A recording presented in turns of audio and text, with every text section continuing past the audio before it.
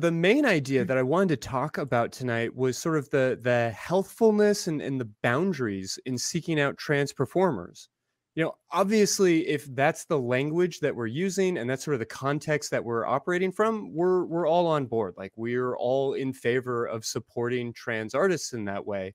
But when we see a tube site that has a category filter that's using a slur, not so much. Ultimately, though, what's the difference here? Between porn without slurs and porn with slurs? Is that kind of what you're... Yeah, I mean, I guess to an extent.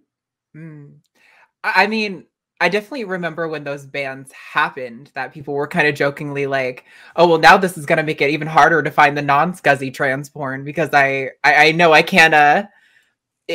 every porn that says transgender is going to be the same as the ones that say, she-male or tranny or whatever they're going to say. So it's I mean, that's like a joke, but like more seriously, I think it's, in my opinion, I think what it does, at least for me, like as a trans performer, is kind of like it calms some of those like those undercurrents of like internal, like implicit bias that get fostered in that kind of environment. Like, if it's acceptable to use slurs to refer to trans people when you're jerking off or watching porn, then like clearly it's not objectionable to you to call a trans woman by a slur. Like, if you're okay with it here, then like, I'm willing to bet some of those people wouldn't say that to me in person, but if you're willing to watch it here, clearly it's not an issue for you, is my point. I think it kind of helps quell that sort of underlying thing.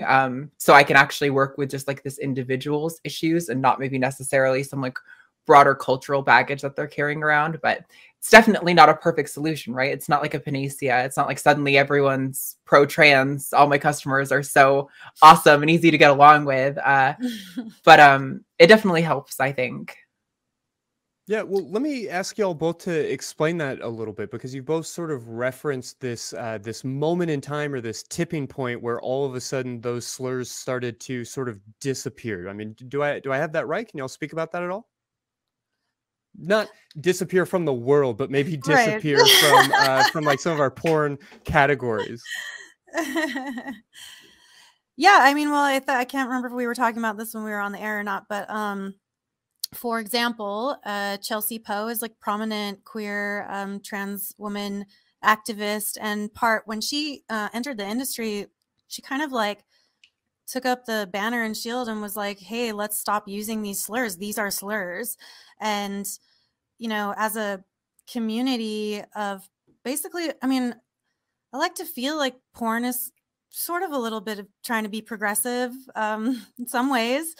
And she's like, we need to stop doing this like within our community of pornographers, right? Like, we need it, like, if we're going to work with these women, we should refer to them in the ways they want to be referred, and not just use these terms to try to like get people to watch what we're doing. And so she really got these big so there was this there's this company called Groovy, and they're all trans content, but they were using those slurs, and she basically pushed until they have stopped using those slurs completely, and in fact kind of like turned to the other direction and are being better and more representative.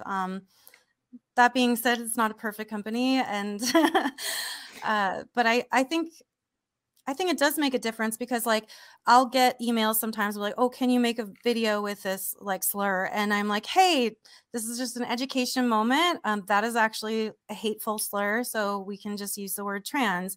And every single time I do that, I never get somebody coming back at me with like, oh, fuck you, you PC police or whatever. They're always just like, oh my gosh, I didn't know.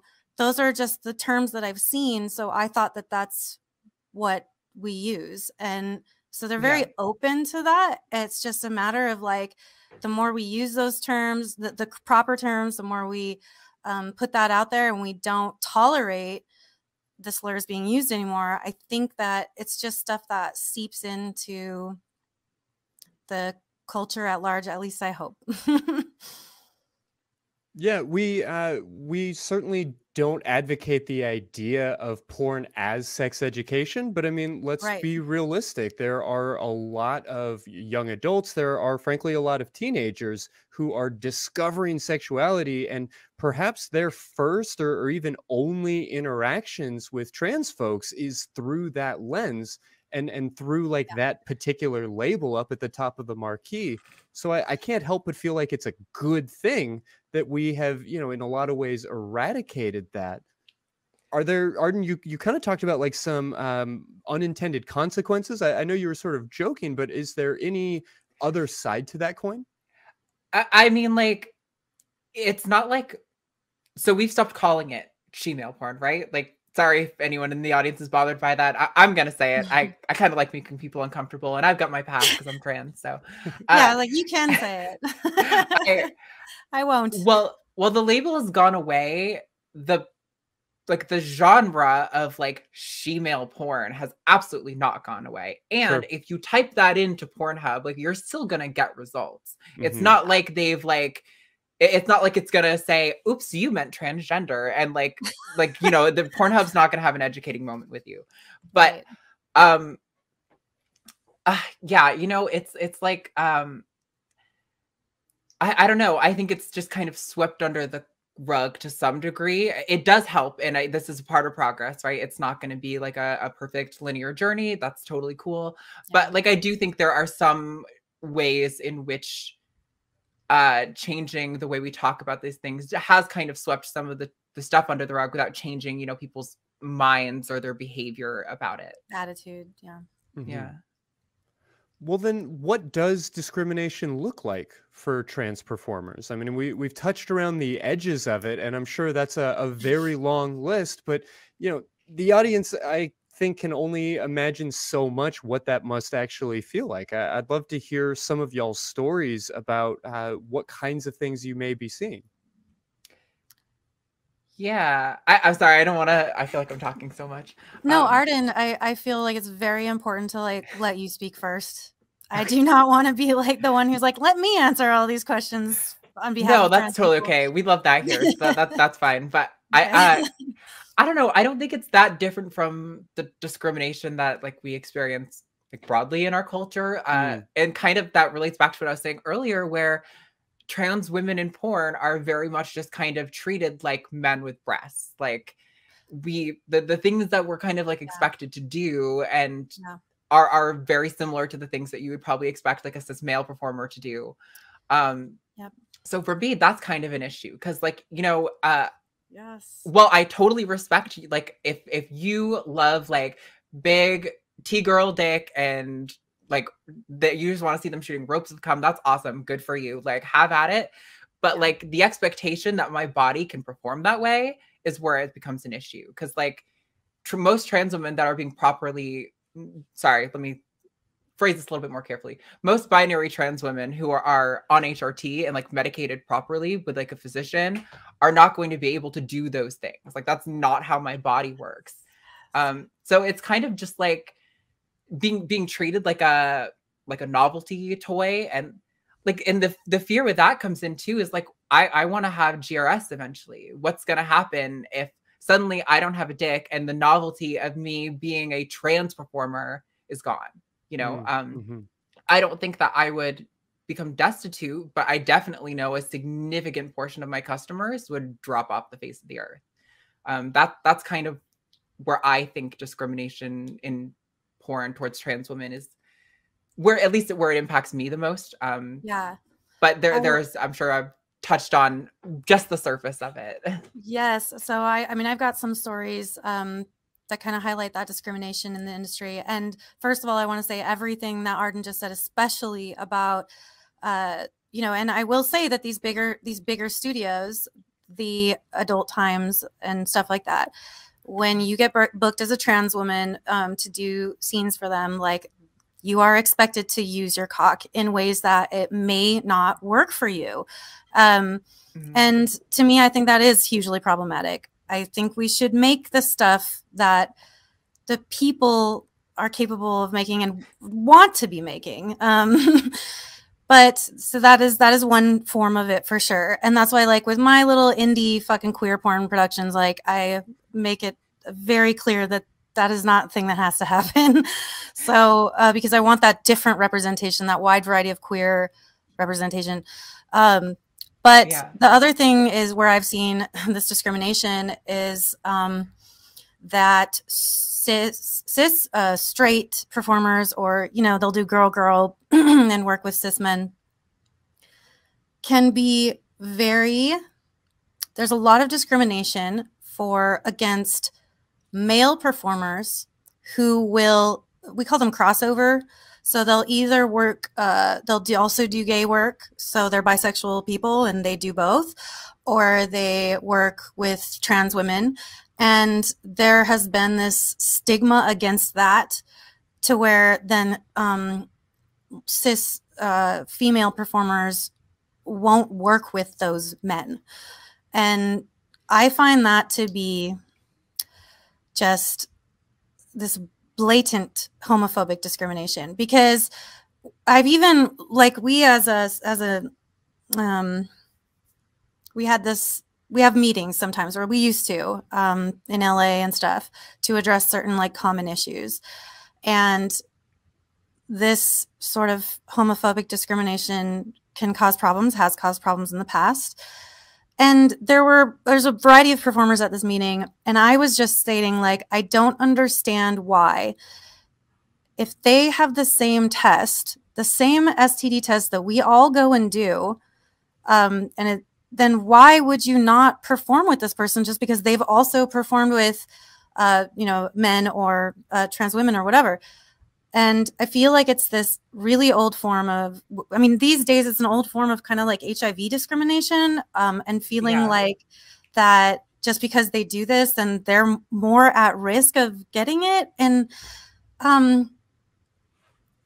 I just don't, what basically this one woman told me is that she doesn't feel she can trust those people because she thinks they're more likely to go and do something, like, after you get tested, and then before you do the scene with someone else, you've then gone off to a bathhouse or some shit. Like, I don't even know. Like, to me, it was such an ancient way of talking about these things that and I'm ultimately this person who is like, you don't have to work with anyone you don't want to, for any reason you don't want to.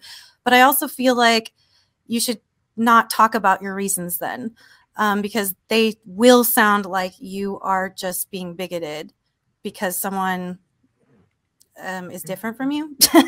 And so that, whereas I'm not sure, you know, that was like 5-ish years ago now, maybe a little less, but I think things are getting better with that. But in the mainstream industry, on the side of things, like, definitely that has been a problem. Yeah, for sure. Yeah, we talk all the time about sort of unrealistic body expectations in porn, but I really appreciate the two of y'all highlighting some of the unrealistic expectations that exist specifically in trans porn. I know this is a topic that not a lot of cis people are educating themselves on, or are aware of, and are maybe contributing to in some perhaps problematic ways.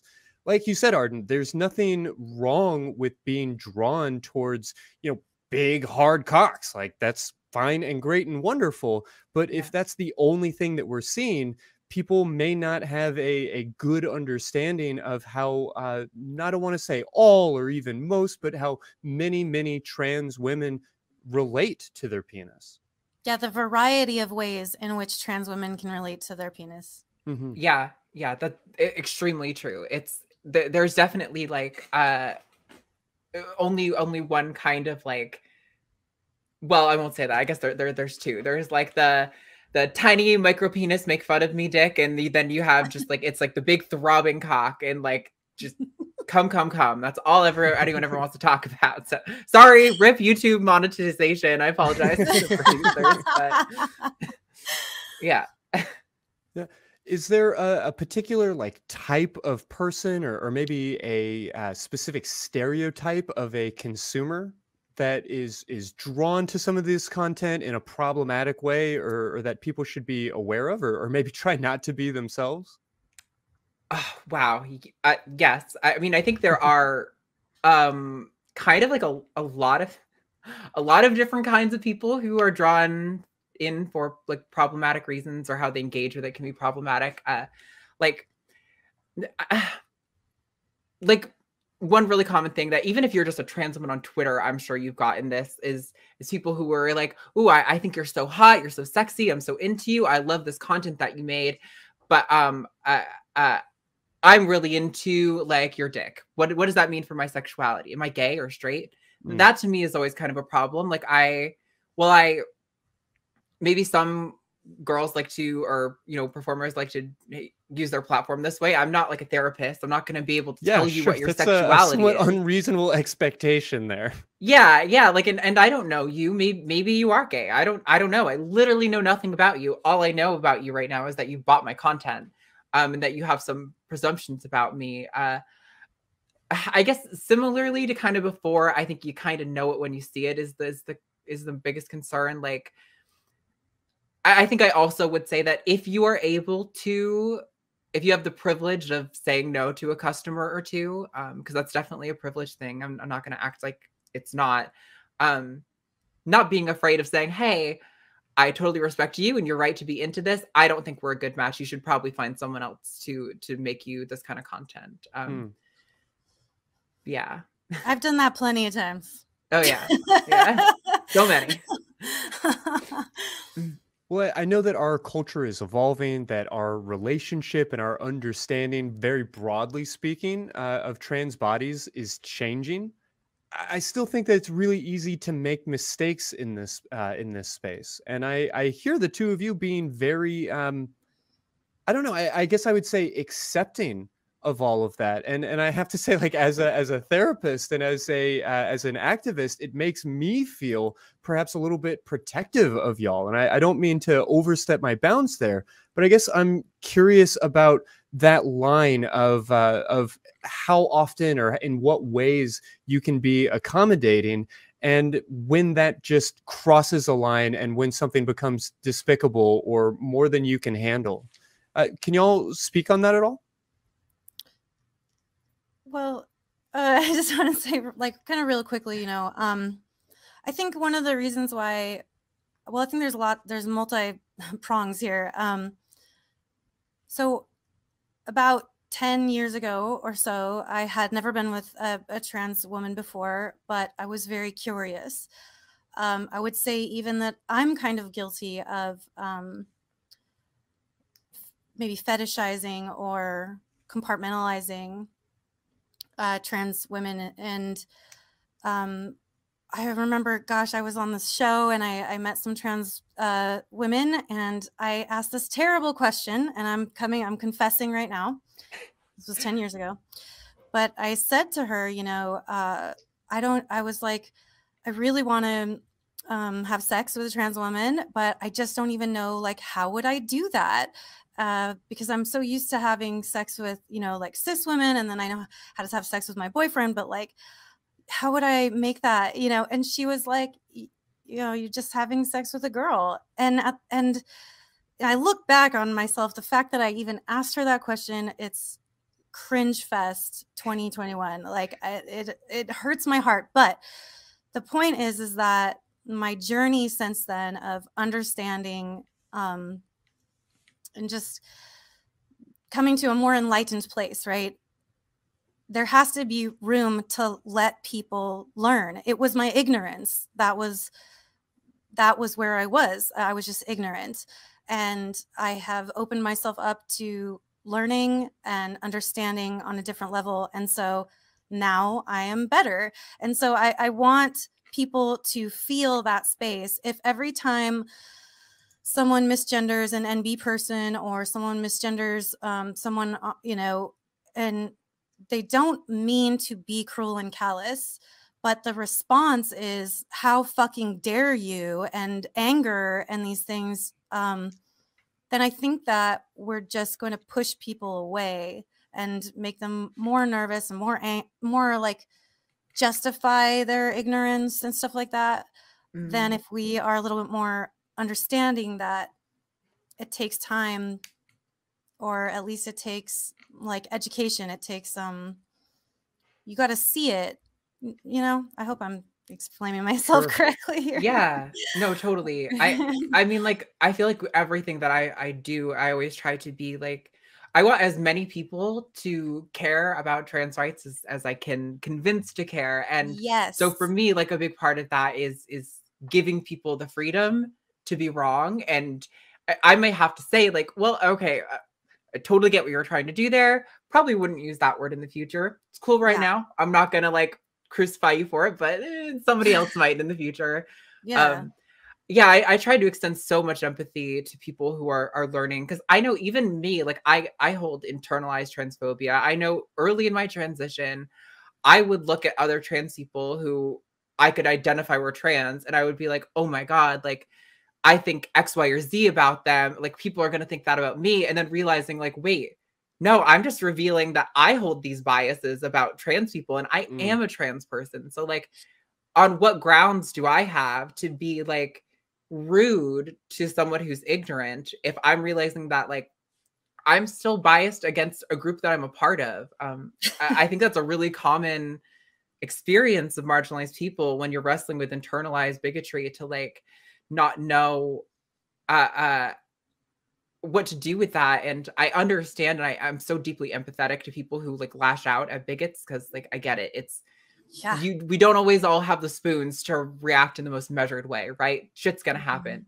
But yeah, I do definitely try to put an effort to give people the benefit of the doubt that they're probably not malicious and that they're just ignorant. And if after that they show themselves to be an asshole, then fuck it. I can say whatever I want to them. Yes. Yes.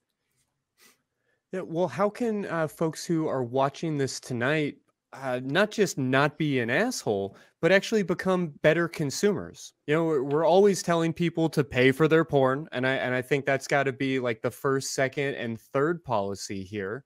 But what else can people be doing with their dollars or with their habits to just make this less of an issue for future generations? Gosh. Like bigotry, make bigotry less of an issue. Yeah, bigotry in porn, bigotry in particularly with like trans porn, and just be pushing things in the right direction. Like you talked about some changes in the industry and the removal of slurs in a lot of places. It seems to me that it might be worth being aware when you do find a porn space that is using some of those slurs, to maybe not give them your money, to disappear from that particular space. Is there anything else that stands out as a way to vote with our dollars and to make the world a better place through the way we spend our porn money? Yeah, I mean, you know, like supporting like independent people and small creators and small studios, I think that's so huge. Like I don't know, if you want to see queer porn, you want to see queer representation in porn, that's where this stuff is happening, you know. Like so I guess I don't know, and being like willing to like collaborate with yeah, I very much think of all of this as like a collaborative project. Like I want to help you get the best product that I can produce for you, if I can even make something for you, you know? So just kind of being like open-minded when you show up, and like and cooperative, and not combative if like, you know, X, Y, or Z isn't exactly what you were hoping for, or exactly like if you had expectations for what subscribing to a trans OnlyFans account would be like, you know, like wrestling with that. But yeah. I mean, and I'd say too, it's hard because when it comes to porn, you know, it's sadly very, very capitalistic. I mean, it's where the money is going, that's what they're going to continue making. So if the money is always going to these sites like Brazzers, where like a cock shows up and this big shocked face is happening, and like that's what people are clicking on and that's what people are buying, we're just going to see more of that.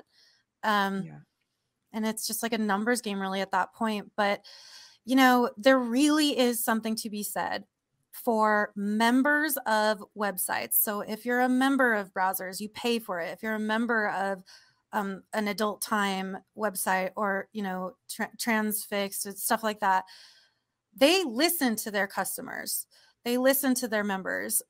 So, you know, this is why, like, I tell people when they're like, oh, do a scene with so-and-so, I'm like, contact the companies and tell them hire Sinn Sage with so-and-so. Like, they will listen to that.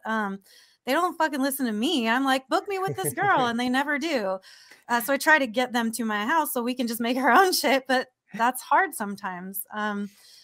But when you do go on these sites and you're like, I want to see more of, you know, soft dick trans getting fucked in the butt or something like that, rather than always, oh, I want to see that trans girl like rail this dude or whatever. It's like, well, yeah, they have plenty of that. There's plenty of that for you to see. The stuff that they're not making is what you need to tell them that you want to see. And so if you're a member, that's who they're going to listen to. You can't just go to them on Twitter and be like, hey, you should do this. They do not care. But if it's a paying member, they will actually, and they see more, you know, you can start your own little campaign almost. Get other members to all send in a message and say, this is the type of stuff that we want to see more of. And then that could make some change. But again, like all change and all progress, it's fucking long and it's fucking slow. Sure. But you got to start somewhere. So, and it's funny that you said that. Like, I said that like just yesterday. I'm trying to make the porn that I want to see in the world, you know, and make the world hopefully a little bit, tiny bit of a better place just by being more diverse with my little fucking porn that I make. But it does have a ripple effect. It does have like a butterfly effect, I think. It definitely does. Yeah. Be the porn you want to see in the world might be my new favorite catchphrase. I'm going to see if I can't get that done up on a t-shirt or whatever else.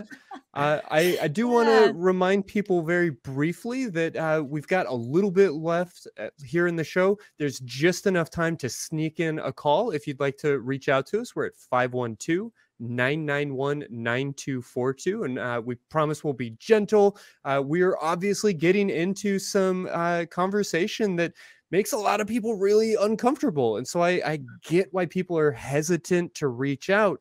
But I am so excited to be talking about these things with y'all and to see what, if anything, we might be able to do to kind of push the needle and to change things here. With regards to the other side of the camera, we've talked a little bit about changes in the industry, but as sex worker advocates, how do y'all feel about sort of the state or maybe the direction of trans rights within that sex work sphere?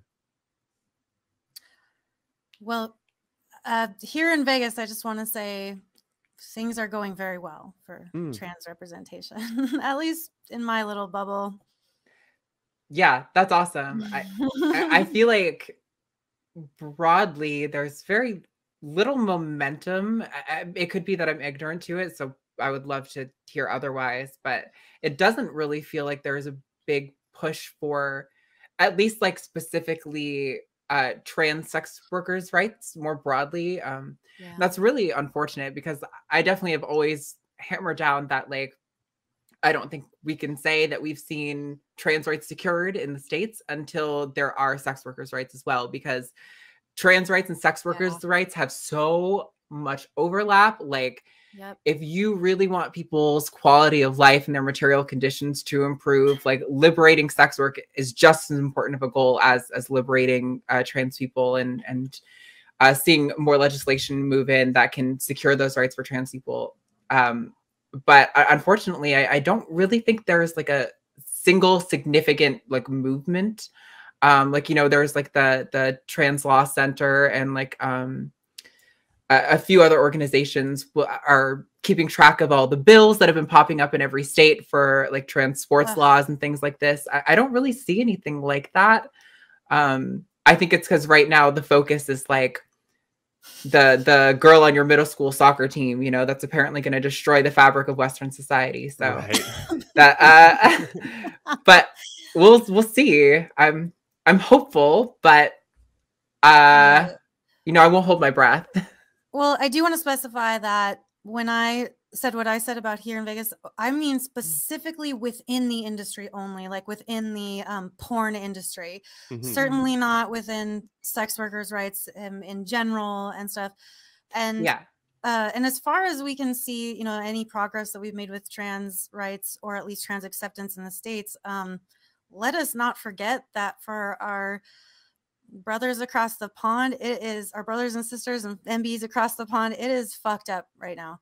It is really bad in the UK.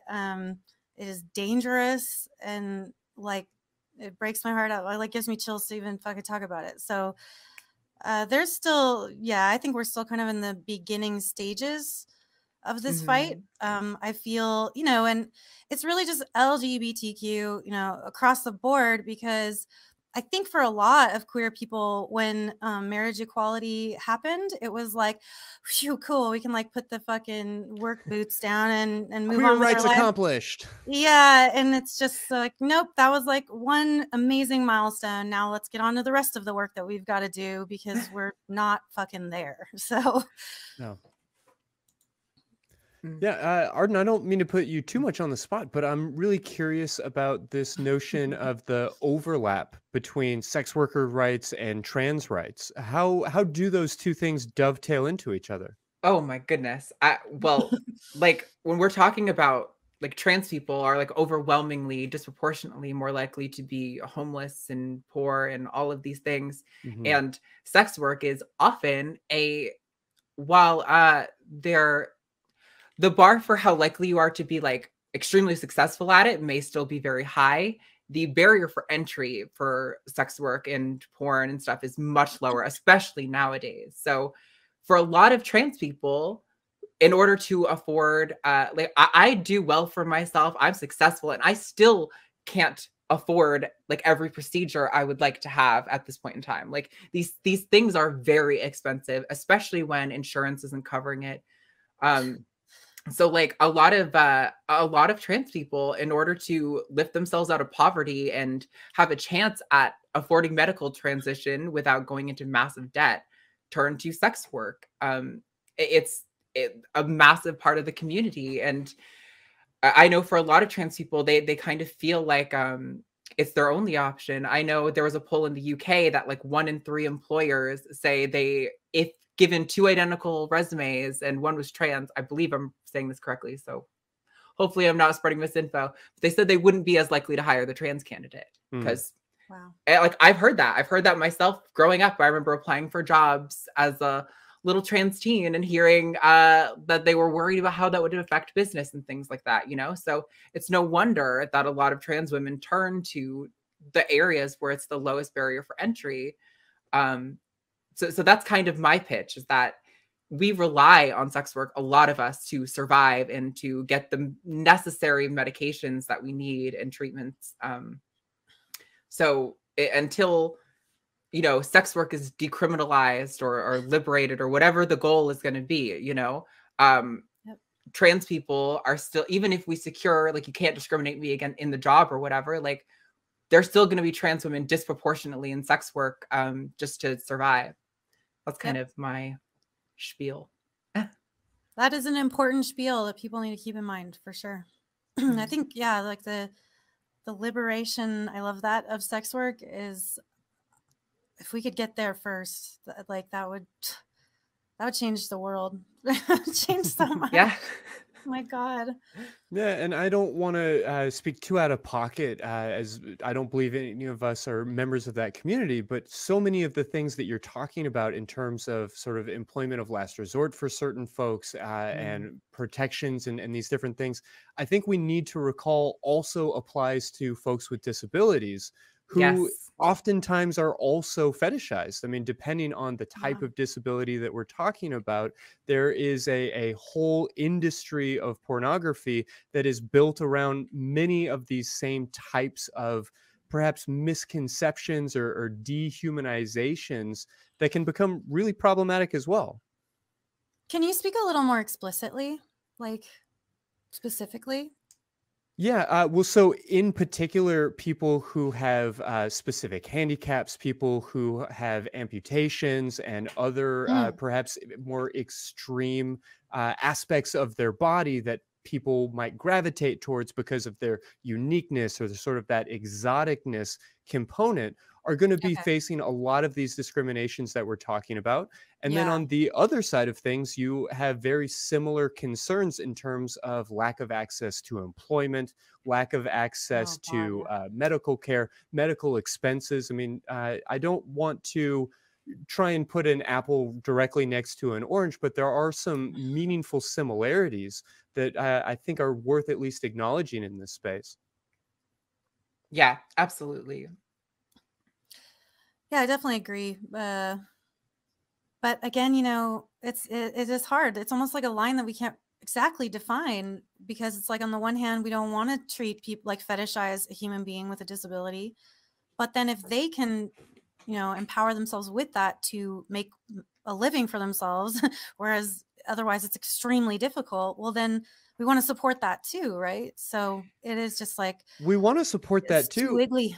Yeah. Yeah, and it wouldn't be if we had a social safety net, if we had a Right. circumstance in which people who were trans, people who were disabled, or any of these other concerns had opportunities to access good employment, to not be Yes. worried Yeah. about their day to day in a lot of ways. I mean, Yeah. if we are talking about sex work and acknowledging that it's a profession that a lot of people choose willingly and excitedly. I mean, Sinn, we've had that conversation with you on this show a Yeah. number of times, how this was something that you very much gravitated towards. Oh, But yeah. it is worth acknowledging that for many folks, sex work writ large is a profession of last resort. And that wouldn't be the case. We wouldn't have to agonize over that access piece Right. if Or, we were providing better accommodations to folks more generally.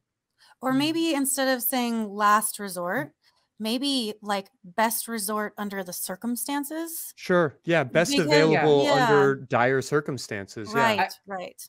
I do think that, like, that's exactly why decriminalization is so important, though, because, like, Yeah. if somebody is being fetishized, you know, and like, I know for me, like, if I turned away everyone who was not into something that I was explicitly into, I probably wouldn't have much of a customer base, to be completely Oh, honest. yeah. Like, Mm. right? So like, there is some Yeah, level of accommodating of of fetishization course. that I have to Yeah. do. And if sex work were decriminalized, like, I'm in a good space where, like, if it's becoming too much for me, I can take a day off, I can walk away, and that's okay.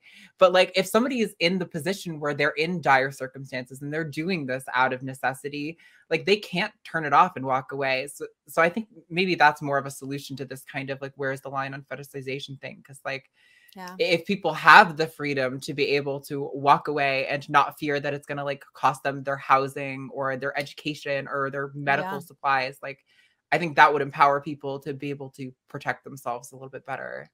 Oh my gosh. Yes. Sure. And I don't want to get too deep or too far out over my skis in the philosophy of economics and all of these different types of things. But it is worth saying that there is a sort of coercive element to living in a capitalistic society. Oh, 100%. Like, Yeah. that's a key factor of living in a capitalistic Yeah. society. Like, Well, and we all find ourselves sort of going to work when we don't want to. And we all find ourselves, putting on something of a customer service voice and these oh other yeah. things. But I just want to, I suppose, highlight the fact that for many, many, many people, there are a lot fewer options. And like Arden's been highlighting, a lot fewer opportunities to say no, thank you. And that coercion Yes. can become a much more powerful force. Mm. That's for sure. And another thing, to speak to the disabilities, there's another side of that as well. Many of us have invisible disabilities. Mm-hmm.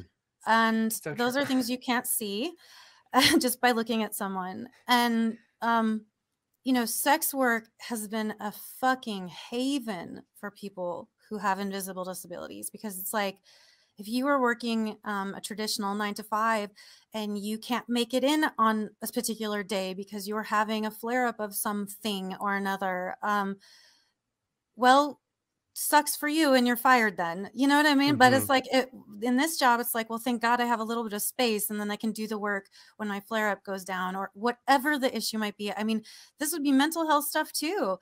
that is just ignored and treated like that's not a disability. You know, it's like, well, okay, but it is though. And like, so when we have stuff like this, it's like, I can work this job where I have control over my schedule, where I have control over whether or not I even can work that day.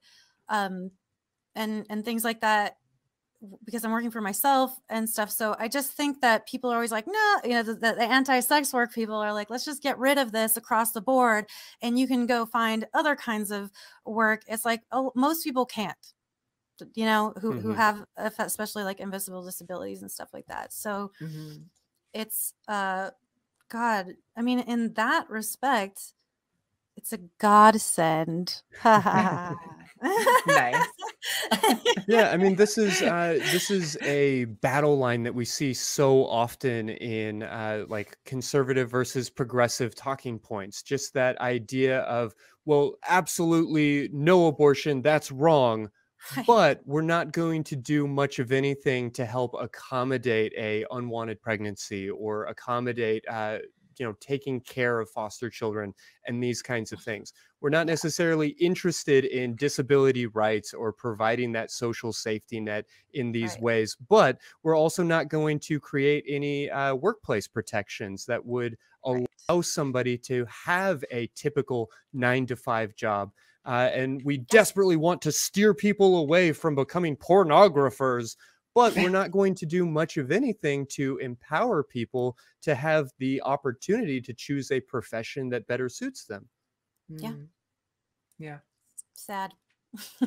Well, now that we have, made ourselves at least a little bit sad and acknowledged sort of like the scope of the problem, are there any sex worker resources or organizations that y'all would like to point people towards?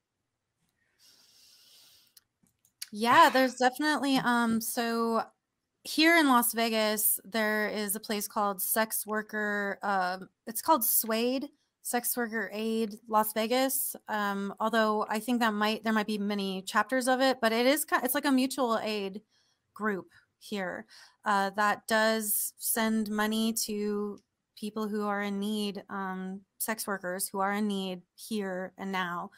So that's a place I definitely want to highlight. They take donations and they do really great stuff. So you can maybe check out and see if there's a chapter in your area. SWOP Behind Bars. You can Google that, SWOP Behind Bars, as another sex worker organization that seeks to get sex workers out of jail, help them out with resources and stuff like that. Those would be some good places to start.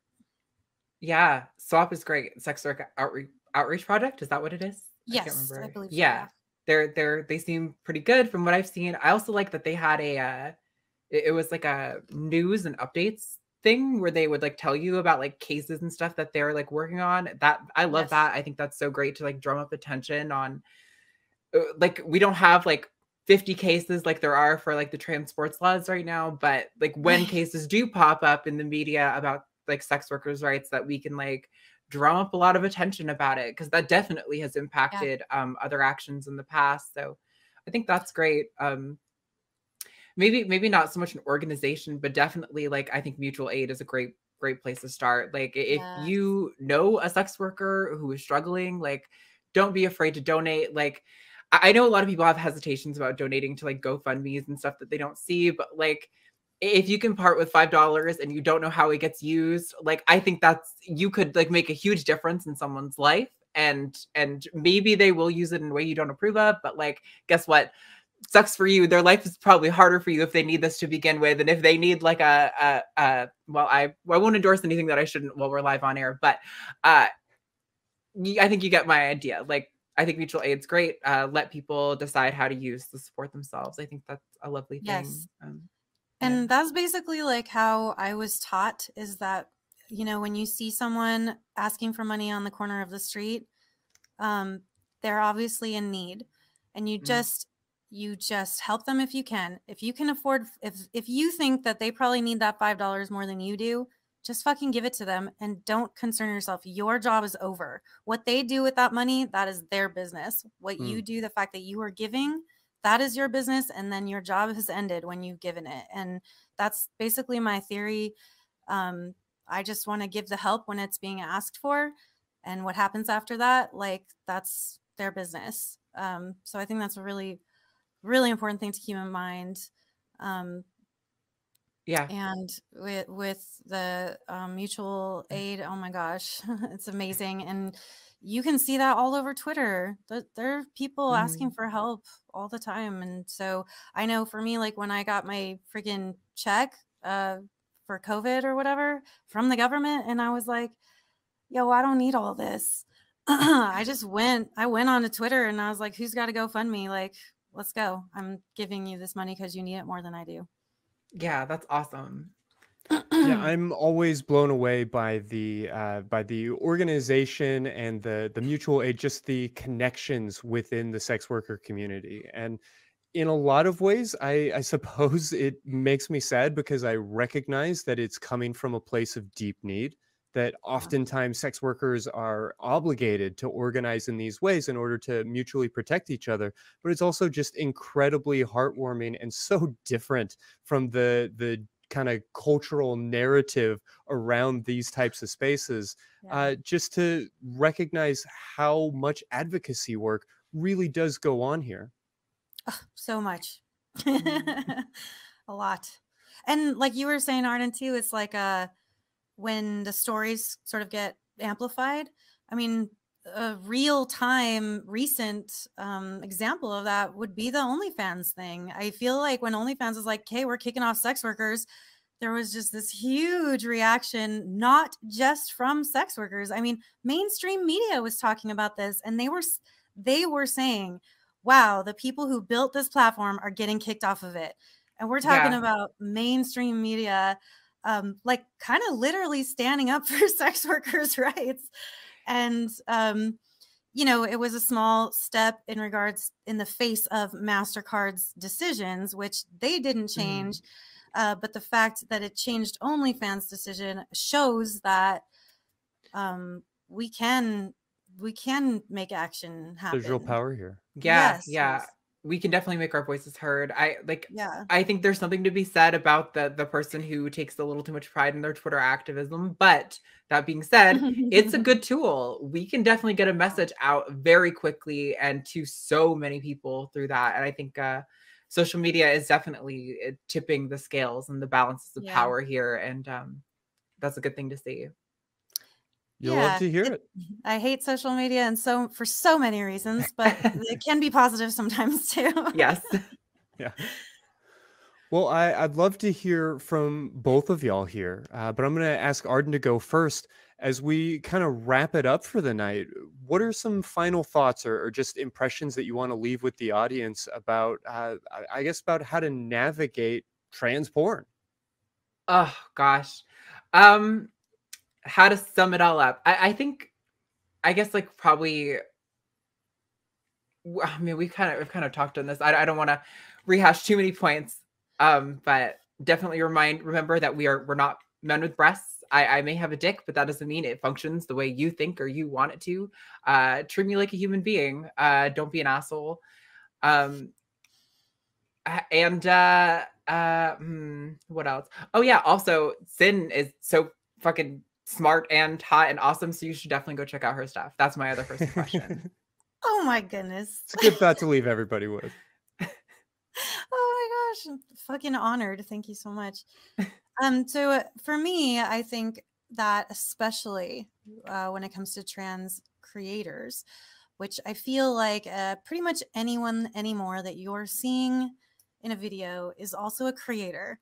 So what I would love to encourage people to do is when you are watching trans porn, make note of the performers that you like, and then please go seek their stuff out, because the payment that they got was a one-time check. We don't get residuals from performances with big companies.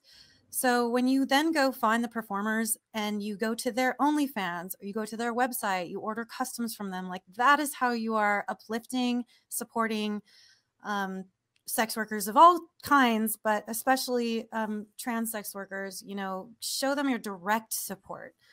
And that makes an actual difference in their lives. So, well, in all of our lives. So again, it just comes down to that pay for your porn stuff. Obviously, we're very encouraging of that here, but finding and seeking out specific performers that you like and find the stuff they're making and support them that way. I mean, it really does make a much bigger difference than, you know, like a membership to Brazzers. That trickle down isn't quite working that way. So please go find them on Twitter. I use Google for this shit. So when I'm like, oh, I really like that person, but I go to Twitter and I'm not finding them on Twitter, I will Google so-and-so's Twitter account, so-and-so's OnlyFans account. And it's usually within the first, 5 options. So please do those things. And also engage with their content. If you're on their OnlyFans, and this is a little bit for me too, but you have no idea how much just clicking that like button means so much. If you can take a couple of seconds to just write, hey, this is a hot post, that means so much. Like the more engagement I see, the more I know like I'm doing things that are right. Just talk to me. And I feel like I can speak for all creators that we really appreciate that. So definitely. Awesome. Well, that has been the show, everyone. I would love to once again direct you all towards Sinn and all her stuff. We're gonna get her little a page up, I think, right, or whatever is available, or are you gonna plug your links? There we go. There you go. Yeah, and so there's my link tree. I think I can say these things, but my Twitter is at SinnSage, Sinn with 2 N's. Instagram is at RealSinnSage. I have a Reddit sub r/SinnSage. I am user u/RealSinnSage on Reddit. Fucking A. Onlyfans.com/SinnSage.